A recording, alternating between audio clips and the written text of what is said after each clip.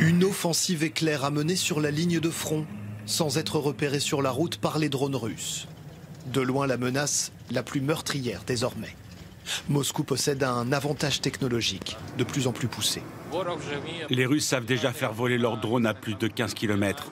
On a même vu à 20 km. Sur la route, pas une maison ne tient debout. La ligne de front n'a presque pas bougé après 3 ans déjà de combats intenses au quotidien. Courir pour ne pas être repéré.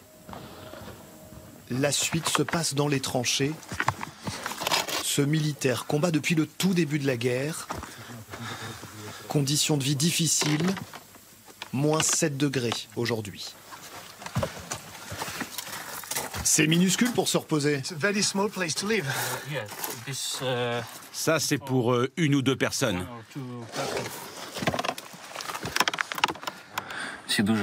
Nous, les militaires, on est exténués. Il nous manque cruellement de l'aide matérielle de la part des pays alliés. Les Russes, on arrivera à les virer seulement par la force. Pour l'heure, on en est loin. Son groupe, faute de bras, fonctionne avec la moitié des effectifs habituels. Oh. Les Russes sont à 4 km.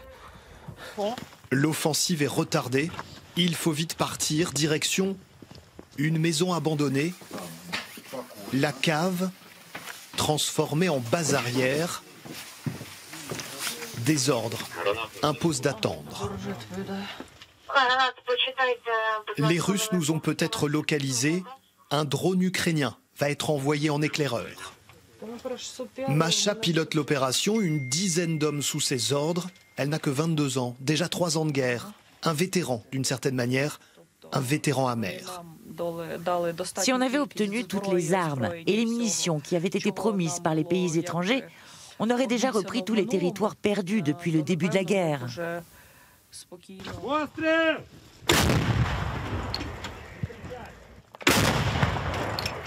Chaque munition est comptée, les stocks sont presque à sec. Les Russes n'ont pas ces problèmes.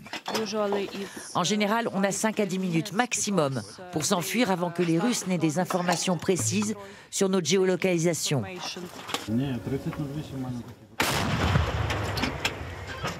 La guerre, ça ne devrait convenir à personne. C'est pas une question d'homme ou de femme. Plusieurs positions russes ont été neutralisées, disent les soldats. Par sécurité, le canon est recouvert d'un filet de camouflage pour espérer ne pas être repéré par les drones ennemis. Un véhicule vient récupérer l'équipe de Masha. Dehors, la désolation. Une ville abandonnée, en ruine. Si tu as peur de mourir à la guerre, tu ne seras jamais un bon soldat. Sur la route, nous croisons un riverain à vélo. Il refuse de partir. Son quotidien, rythmé par les bombardements. Ici, ils sont incessants. Un exemple de frappe qui a eu lieu à 18 h hier. On est vraiment juste à côté de la ligne de front avec les Russes. Un civil tué. L'un des rares encore présents sur ce territoire où les drones russes et ukrainiens redoublent d'intensité. Ici, des images d'un pilote ukrainien. Il repère des soldats ennemis.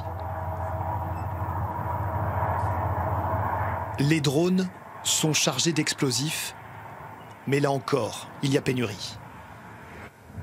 Les véhicules aussi manquent cruellement.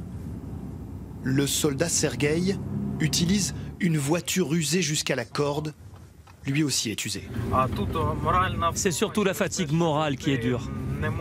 Tu peux à peine te reposer quelques jours pour aller voir ta famille. Très souvent, tu vois des camarades mourir sur le terrain. Et puis au fond, je me demande surtout quand et si cette guerre va un jour se terminer. Dans cette forêt, à côté des positions russes, Vassil, il a 55 ans, il est tankiste, exténué physiquement. Après 3 ans sur le front, sans aucune relève.